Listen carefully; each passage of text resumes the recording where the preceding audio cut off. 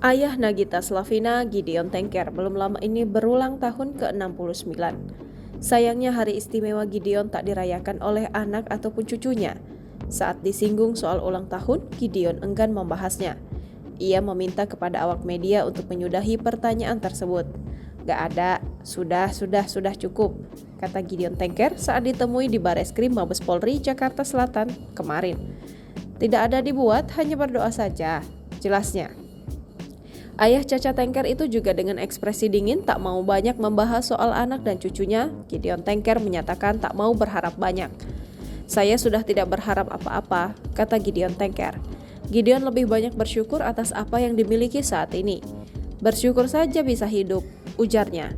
Pengacara Gideon Tengker, Erles Rareral, dalam kesempatan yang sama turut membicarakan soal ulang tahun kliennya yang tanpa ada ucapan sama sekali dari anak dan cucunya, ia merasa miris.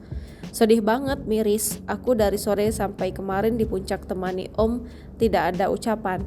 Saya bilang, sayang ya Om punya anak, tidak ada yang beri ucapan atau berkunjung, sangat bertolak belakang dengan yang terlihat di perayaan ulang tahun Rayansa, katanya. Download Tribun X sekarang, menghadirkan lokal menjadi Indonesia.